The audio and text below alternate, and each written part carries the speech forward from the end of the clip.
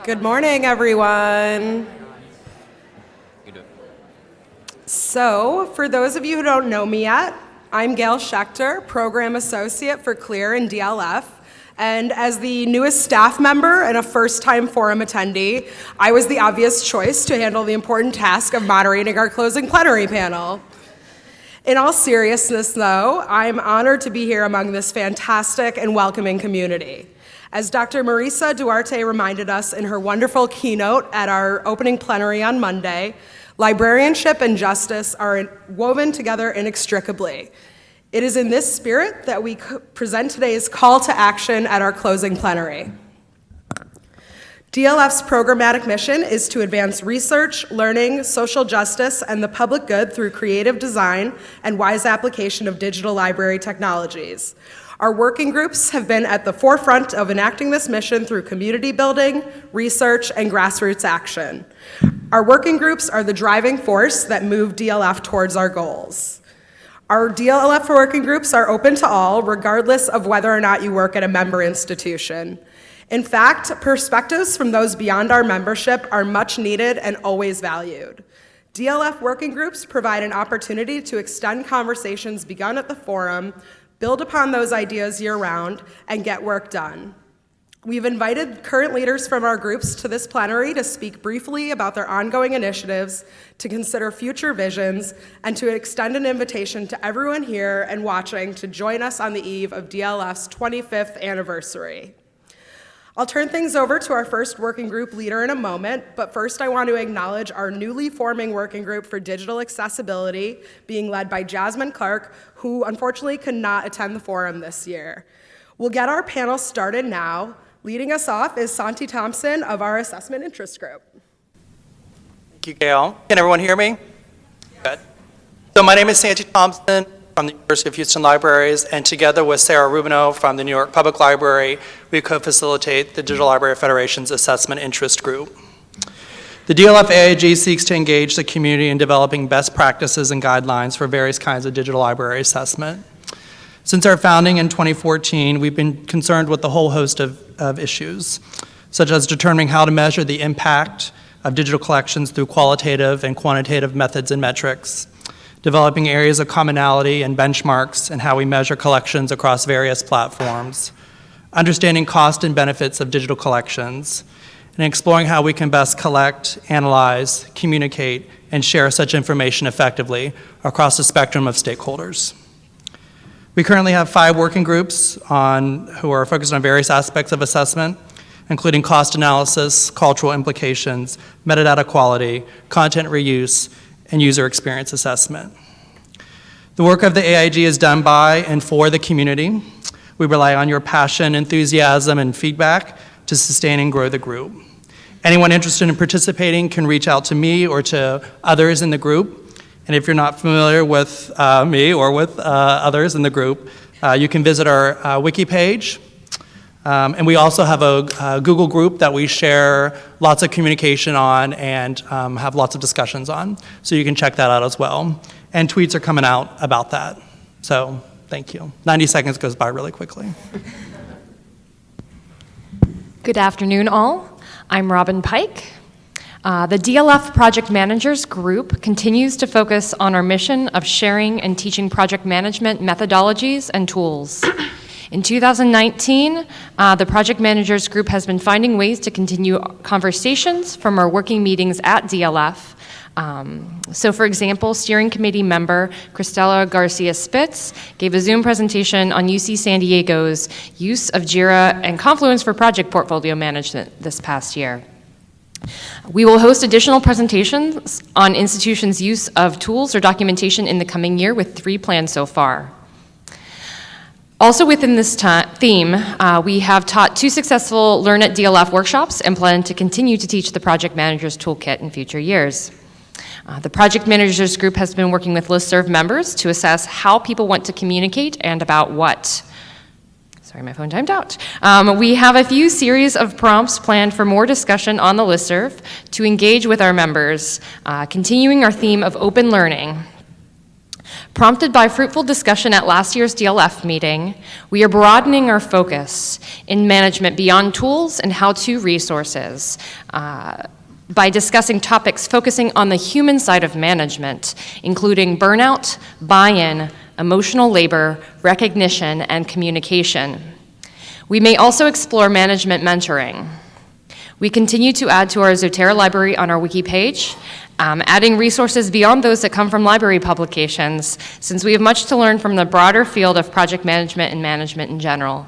If you want to find our resources, check out our wiki page. Thank you.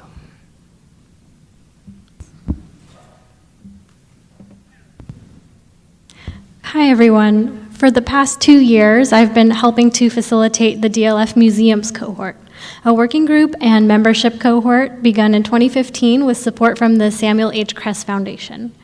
In that time, it's become a gathering place where folks from the intersections of GLAM can share expertise and work through issues related to all things digital: preservation, collections, management, rights and access, teaching, user engagement, and more. With between 15 and 30 institutions represented at any given meeting, we're able to pull from a wide variety of perspectives and interests. My wish for this group, as it continues to expand as a resource and community for practitioners in museum, libraries, arts organizations, and the wider GLAM fields, is to continue to work together as folks who are passionate about collaborating on a national scale. You're all welcome into meetings and to propose ideas and help us as we work to bridge library, archives, and museum technologies in the coming years. We've also recently put out a call for co-organizers to help us convene working meetings in 2020. So if you're interested, please find me online or come chat with me in person after this session. If you'd like to get general updates and meeting reminders, please take a look at the Twitter hashtag DLFmuseums within the next few minutes. I'll be sharing a link to the page where you can sign up for more information. Thanks. Hi, I'm Jess Farrell. I co-facilitate the Born Digital Access Group with Allison Clemens, and I would love to recognize a lot of other people that I don't have time to, so thanks everyone else who helps out with that group. The DLF Born Digital Access Group has existed since 2017 to produce research on and advance practice of providing access to born digital collections. Please join our Google group. We are working on our web presence right now, so that's the best way to find out what's happening. That's where you can get access to our documents, meetings, etc., and then I'll send an email out after the forum with all of the information that I'm sharing with you today. You can comment on our 2 documents. Comments are open until November 30th. We have a set of access values that guide our work and our research interests. We also have a levels of access guidelines to help LAM workers make decisions about modes of access. You can contribute ideas for our 2020 projects, which is an open forum right now, and you can become a coordinator. We're putting out a call for new leaders right after the forum. So our initial approach grew from the observation that as a profession, digital archivists have gotten pretty good at building out best practices and infrastructure for collecting and preserving born digital material, but little of that material is actually available for access. We've experienced the lack of resources provided for born digital collections across all institution types, and we assume that a key motivation for providing staff and infrastructure to process collections is the use of those collections. So we're trying to build out practices that increase the use of born digital collections to both better inform our pre-access workflows and hopefully advocate for more resources to care for these types of materials. We're challenging many assumptions from the world of archives and centering our work on user experience and needs. And while many of us initially approached this topic from an archival perspective, the group we've cultivated is diverse across different LAM institution types. Our mere existence in 5 to 10 years depends on the interest in the community to continue engaging in this work, and we don't believe in having a group just to have it. But if we're still here, we hope to have brought archivists and other digital library workers together to make significant impact on how we approach digital access and start to see more systemic workflows for born digital access.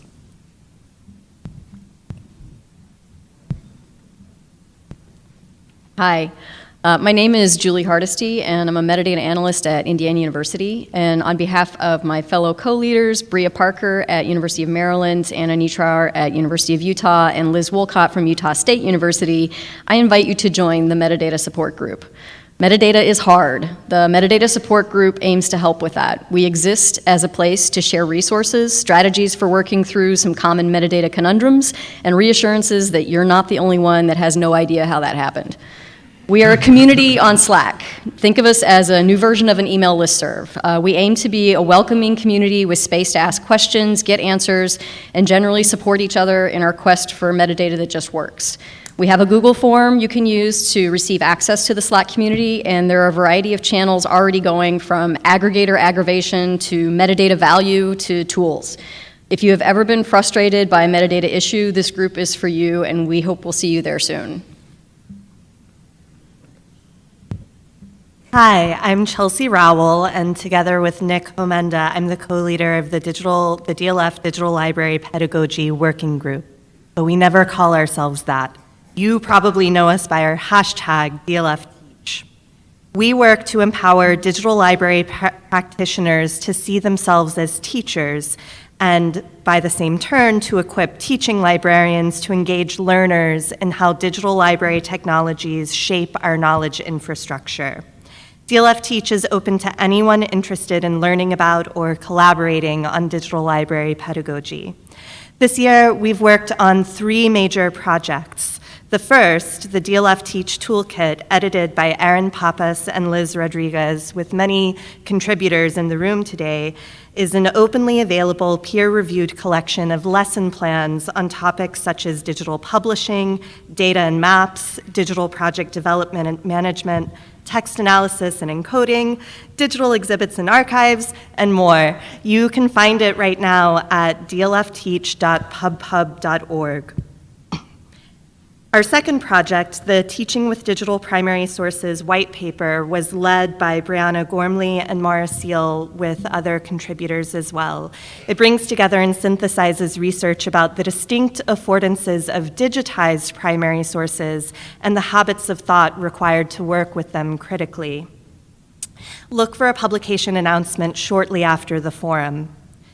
Finally, this year, we're working on an interview series about the ethics of creating multimodal scholarship led by myself, Elizabeth Gibbs, and Jessica Davila Green.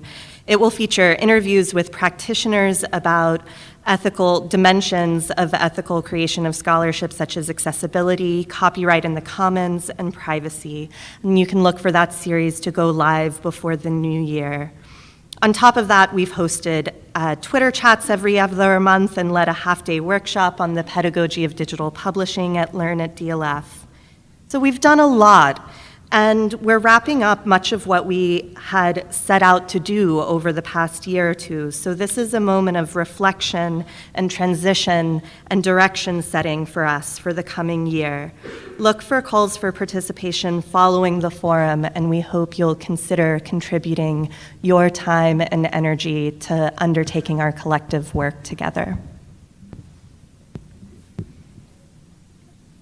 Formed in 2017 by Alex Hill and me, Lee Bonds, the Digital Scholarship Working Group provides community within DLF for those of us working in digital scholarship broadly or digital humanities specifically, and sharing the charge of supporting research projects, coordinating community efforts, developing programs, teaching and training, and building partnerships on our campuses.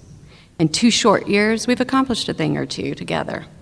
Our Google group is 272 members strong. We've hosted 3 Twitter chats on DS Pedagogy, DS Assessment, and DS Labor, led by members Kush Patel, Karen Hogenboom, and Alex Wormer-Colin. Josh Hogan set up our community-curated DS Library on Zotero. We co-hosted the 2018 DLF DHSI Unconference at the University of Victoria, and we've crowdsourced an open data set on the organizational structures of DS in libraries. Of course, information about all of these efforts and about how you can contribute to them moving forward can be found on our group's DLF wiki page. Since the start, we've had an open call for creative engagements on that page, and last spring, Sarah Mannheimer and Jason Clark of the eResearch Network answered it. We are now partnering to forge a new direction for the hashtag DLFds in the next year. For more on our merger and what's ahead, Sarah. Yeah, so the eResearch Network had been running for several years as like a community of practice that was focused on building and supporting research data and digital scholarship services in libraries. And we did shared skill development, peer mentorship, networking, collaboration. And as Lee said, Jason and I were the faculty for the past few years. And so we saw that there was an overlap between our two groups, and before Bethany left, she and Becca Kwan helped us brainstorm some ideas for our new directions. So the e-research network was more of like a formal structure where we were faculty, we had class sessions, there were in-class assignments and take-home homework. But we thought the biggest strengths of the group were really its peer mentorship angle. We had peer pairing feedback groups, we organized consultations where we matched people with experts in topics they were looking to learn about. And so we wanted to capitalize on those parts as well as our big network of alumni. And so we decided to sort of create something based on a mutual aid society where we all support each other and help each other grow. So the plan is to host a couple of chat sessions this spring, and then have a more formal meeting in May 2020 to discuss where the group is going. And then from there, we'll start having sessions in the fall of 2020 where different members of the group can coordinate quarterly meetings, starting with me and Jason. But we want to do some hands-on activities on topics like creating a roadmap for your digital scholarship program, project management, and research funding. So our full syllabus is available at the bit.ly link that's on the slide, and we hope that you'll join us in this new endeavor.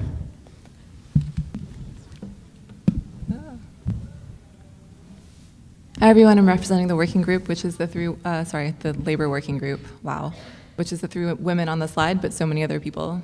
For the past year, we've been involved in the collective responsibility forums, which address the specific problems of precarity created and reproduced by grant-funded positions and how they impact the lives and careers of workers, particularly those from marginalized and underrepresented populations. Recently released a white paper on the experiences of grant-funded digital LAM workers based on our first forum held in April. The second forum takes place at the conclusion of DLF in just a few hours, and will build recommendations and benchmarks appropriate to grant-seeking institutions and the agencies that fund them. So please see laborforum.digilib.org to learn more. We've also hosted 5 monthly working sessions this year about salaries, contingent positions, and building networks for organizing. We're rethinking our wiki space to serve informational and organizing needs of which we're now aware and becoming more aware. No thanks. While seeking out other communities who share our interests, we have connected with Tech Workers Coalition and with the maintainers to learn from their approaches to organizing and research/policy, respectively. Looking ahead, we're interested in exploring strategies that minimize risk to workers in skill building for digital LAM labor equity, in gathering and making concrete, visible use of data about current labor practices, and thinking back to Dr. Duarte's keynote in identifying and reconnecting with our elders in this work.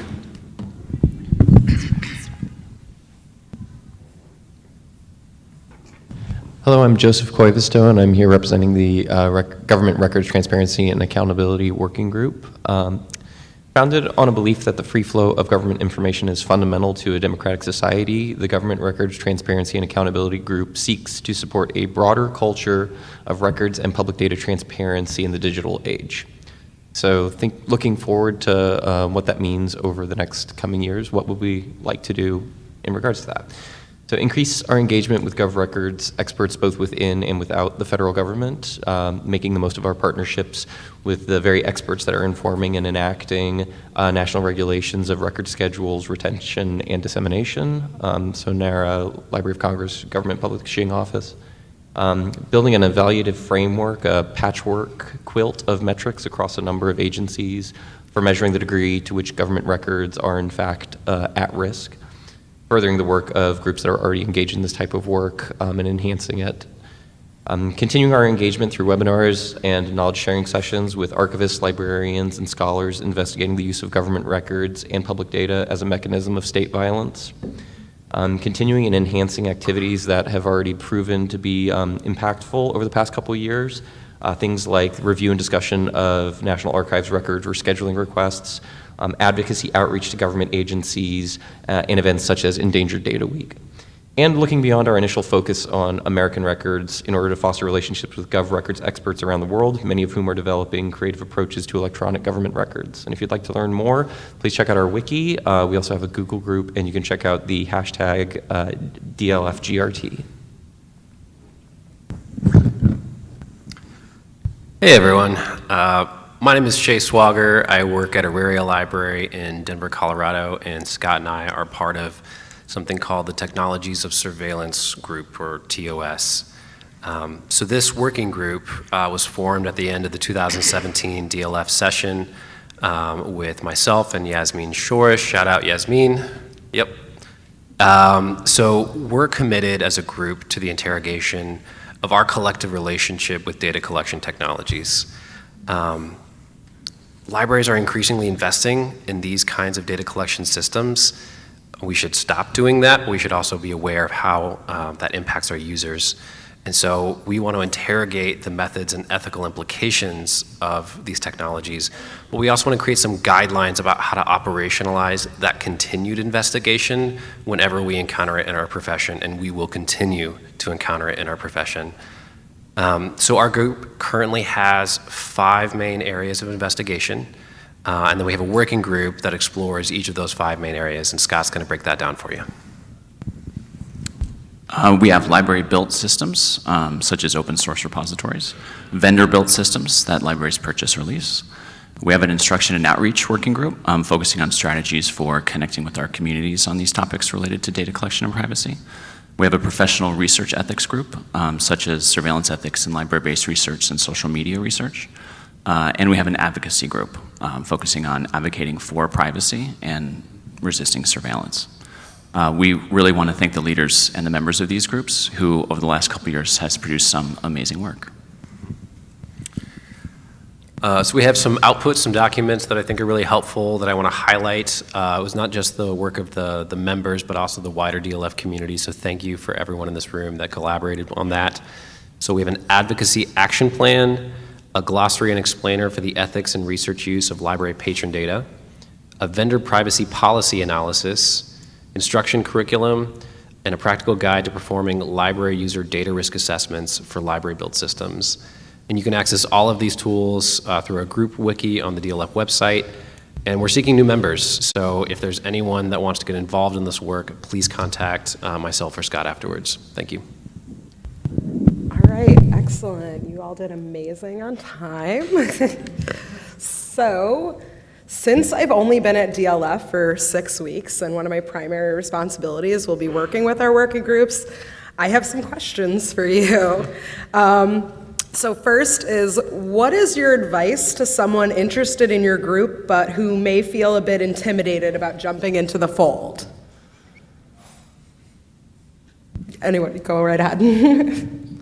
Okay, so for the labor working group at least, I would encourage folks who are interested to just show up. One thing about our group is that we address issues that can guarantee everyone here experiences or is adjacent to in their workplace, and so often where we have our most powerful conversations are when folks are able to connect the big picture things that we're talking about or that our guest speakers or, contexts are talking about with sort of lived experience that we can then share back. And so I think the ability to share experience and connect it to what's happening with you is a way to potentially level the disparity in expertise. There's also the aspect that recognizing that working group leaders are all learning ourselves. Often that's why we began or got involved in these working groups in the first place. So we're all learners and we welcome you all as learners as well. Anyone else have anything to add? I would say the same for the DLF. Wait, which group am I again? Born Digital Access Group. We have bi-monthly meetings that bring everybody together. We have a couple of sub-working groups that meet monthly or even more frequently than that, depending on what they're working on. But we have a meeting every other month that is meant to bring new people into the fold to get caught up on everything that we're doing and figure out how to get involved. And we have usually pretty specific asks for people, or you can just come in and be quiet and listen. It's either way, whatever makes you most comfortable. I'm just going to say that digital scholarship by its very nature is collaborative, so we welcome participation from anyone who may even be just a little interested in learning and talking about building programs and things of that nature on their campuses. And it would be very difficult for us to create a system of mutual aid if we were all alone. So. And this is a great time to join our group too, since we're in a bit of transition. So we're looking for people with new energy who are interested in sort of building the future of the group. So just hop on in.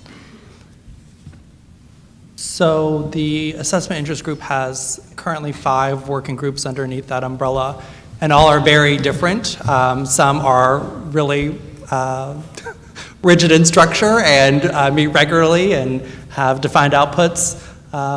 Others are sort of more flexible and are sort of figuring out their way as they go. So I think there's a lot of variety there for anyone who is interested in getting involved. Much like all of the rest of the groups, I think the work we do is pretty practitioner-based and also focused in the daily operations and the questions that you might get from administrators or from users or from stakeholders in various capacities. So the relevance is pretty established, I would think. And we have 5 working groups because individuals decided that those things were important to mobilize around.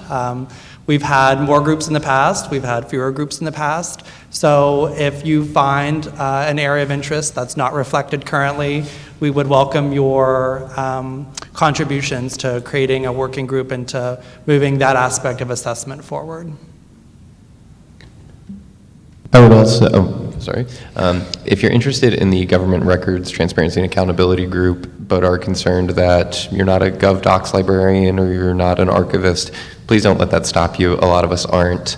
And one of the things that we kind of pride ourselves on in this group is engaging in consciousness raising and increasing awareness of the ways in which government records impact our lives daily. And by increasing the collective consciousness around this issue, we increase the critical mass of people that can engage on this issue. So if you come just to learn, please do. So the DLF Project Managers Group, we are going to be putting out a call. Please join our listserv. We're going to be doing a series of prompts to have everybody introduced because there's always an influx of new people. You do not need to be a project manager or manager to join our group. You can just be somebody who does a little bit of management or wants to learn more about it. We are a very open and learning group. As Amy said, we are all here to learn. And after we do the prompts, we're going to see what you want to learn from us, and then we usually split into different groups depending on where we're going with it, and depending on your time and your commitment, you can pick up or just listen. All right, so I think for this next question, we'll start with Santi and move down the line and have everyone give a response. But I want to know, what is the most rewarding aspect of your involvement with DLF working groups? Oh, I get to start, huh? I don't know if I would say there's just one, but certainly for me, I started with the assessment interest group 5 years ago with this idea of trying to solve a problem, and I haven't solved it yet. But what I've done is I've met some really great colleagues and friends and have a much better nuanced understanding of the assessment challenges we face, and sort of the comical naivete that I had coming in is still there with a sense of humor. So I don't know if that answers the question, but I would say that sense of community and that shared sense of trying to figure it out goes a long way. I would like to echo the sense of community. So I joined the project managers group as a new project manager, and I gained a lot of resources and also the confidence to know that I was making good decisions killing that imposter syndrome. We also can commiserate together because we're facing a lot of the same project management challenges. There's a lot of overlap with labor issues in project management. So diving into these issues together, we're able to come up with non-formalized best practices to keep each other sane. So for those of you who don't know, I have been working with Clear and DLF for 3 years and started out in a position really similar to Gail's, working with all of the working groups here. So I've seen quite a few of the groups that are here today in their very early stages, and I think for me the best part of seeing those groups form and for working on my own passion project with the DLF Museums group is the moment when folks get together and they're like, whoa, you're into this too, like, what can we do together? And so seeing how that plays out and how DLF's resources can go from that moment into something so much bigger is the absolute best part of working with this community. I think it's the range of perspectives from different types of institutions and different types of workers that I appreciate the most. My job title right now is community facilitator, but for the past 10 years before that, I was a practicing archivist, and I kind of think that archivists are kind of shooting themselves in the foot by really focusing like just on their work with other archivists. So it's been really rewarding to work with people who aren't archivists because Born Digital Access is not just an archival thing. And so we do have a pretty diverse group of institutions, but I really want to increase that too and continue to hear lots of different perspectives and work with other types of workers on how we further our practice as archivists. Yeah, for the metadata support group, it's just connection with colleagues and being able to just talk about metadata and ask questions and having that space to chat and potentially vent if need be. And it's really nice to have that because that was actually how it all started because we were doing that over breakfast at DLF and realized we should just have a community space to talk when we need to and ask questions. So. That's been the most rewarding thing is just being able to create that community that can exist, not just at DLF, but all the time. For me as a member of DLFteach, I think one of the most rewarding aspects is, you know, I came into this profession and I was a digital collections librarian, a digital scholarship librarian, but I didn't necessarily have deep experience as a teacher. And so like joining this community where we could buttress each other as people, as teachers who are learning how to be teachers, and to build our confidence and self-efficacy and support each other as we were growing in our teaching practice was deeply rewarding. I think the other thing that applies across the board, not just to DLFteach, but to all DLF working groups, because they are communities of practice that can design their own composition, and we have a lot of autonomy to set our goals and figure out the structures and processes and ways of forming community that will help us to attain those goals. Somebody earlier said that, you know, that they didn't want to have a group just for the sake of having a group. And I think, yeah, I like the opportunity for reflection and deliberation and like purposefulness around continuing to exist as a community that is somehow just part of the DLF organizational culture. I'm going to say that just having a network to brainstorm ideas, get feedback, and learn from, and to work together as a community to develop resources that are actually useful for our community. I mean, just the fact that we were able to get together and form this merger, I think speaks to the power that we have to, you know, direct to kind of forge our own paths with our working groups. Yeah, true. I echo Chelsea and Lee's idea about autonomy, but we also get a lot of support from DLF. Becca Kwan has been amazing for the eResearch Network. So that was a great part of it, was interacting with the administrative structures of DLF, because you really do get that support. Yeah.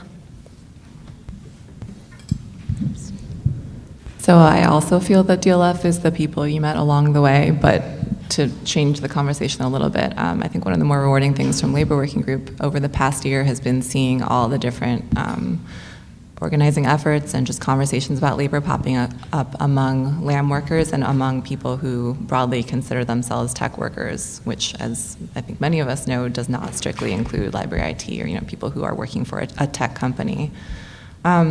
So a lot of that work, people have been able to connect back to stuff that we've put out there, which brings me back to my main point, which is that one of the more, this is not quite answering your question, but something that I really appreciate about DLF has been just the platform and then the infrastructure underlying that platform, such as the wiki, Zoom meetings, and then because infrastructure is people, the folks who help us just make all that stuff work. So from Bethany, who encouraged Ruth to start the group, to Becca, Aaliyah, and now Gail, all these women who are just helping us keep it all together, and along with not just our group, but every single other group.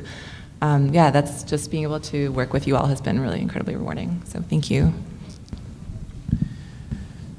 The most rewarding thing that I have experienced in the Government Records Transparency and Accountability Group is the opportunity to take small actions in a stultifying political period. A lot of us feel overwhelmed by just the endless barrage of political and social issues that have, risen to the surface recently. But in this group, we are able to focus our energies into something small, like a letter to NARA on record scheduling changes requests. And that's a small thing, but it is actionable, and it allows us to not feel isolated or frozen in our footsteps. So if you'd like to take action, come join us.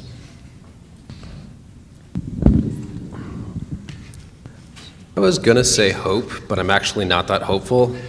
And so I had to come up with another word, and I think I got like a check on sanity.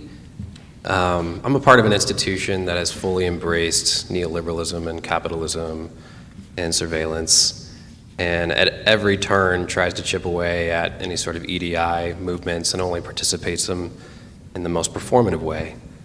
And I think we're normalizing surveillance in a way that I've never seen before, to children. Like my kid now thinks that's how it's always been. And I feel like it's almost a form of massive gaslighting, that this is the way it should be or has always been. And so to get around a group of people that are like, nah, that's good, and it helps me feel a little bit more in touch with the things that I really value and believe in, because most of the time when I push back on those kinds of things, it's like, oh, you're paranoid, and they make tinfoil hat jokes, or you're a snowflake. And so to get around other people that have maybe similar convictions has been good. And in general, the world is on fire. To your points, everything is breaking or broken. And like I said, I don't feel super hopeful, and so, but I don't want to feel insane. I don't want to feel like I've lost touch with what matters in my life and my core values, and that the things that I actually want to move towards and sacrifice for are possible, but only in a group of community with people that will support me and value and see me. And I don't think any of that change is possible without that kind of community. So I'd say a sanity check, and maybe in a few years I could be hopeful. But meanwhile, I think there's other people here that are hopeful and that can carry that for me for a little bit while I don't have it. Thanks, Shay. It's hard to add to all the great points that the other panelists have said. Thank you to everyone. I guess I would just try to tie it all together by saying that the working groups provide a shared sense of direction for this work and bring our community together, the people that are in and out of this room. And then through our community network, we can amplify the impact that we would otherwise have and provide at least some measure of progress. And I guess as a specific point too, I'll also add that the DLF staff has been really awesome with formatting our documents and our tools to make them look very professional, way more professional than we could ever make them look. So thank you for that. Great, and at this point, I'm going to invite up our program manager for conferences and events, Aaliyah Reich, but I want to thank all of our panelists, and I'm really looking forward to working with all of you and the DLF community going forward.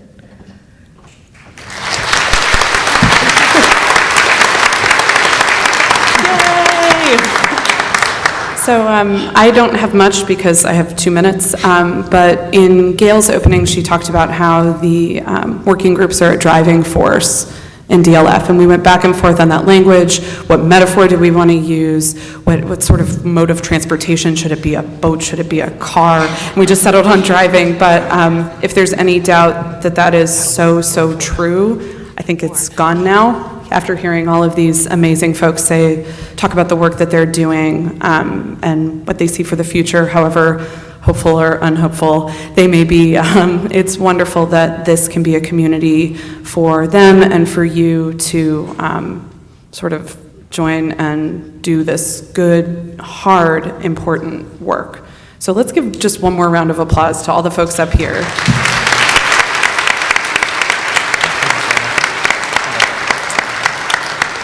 And if you are interested in getting involved in one of the groups, you can email us. You have my contact information.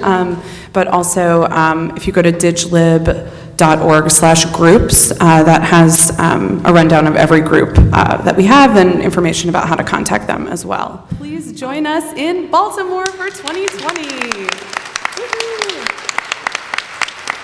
And thank you all once again. I guess I feel like I need a gavel or some sort of, but thank you for an incredible event in 2019. Safe travels to all of you, and thank you for being part of this community.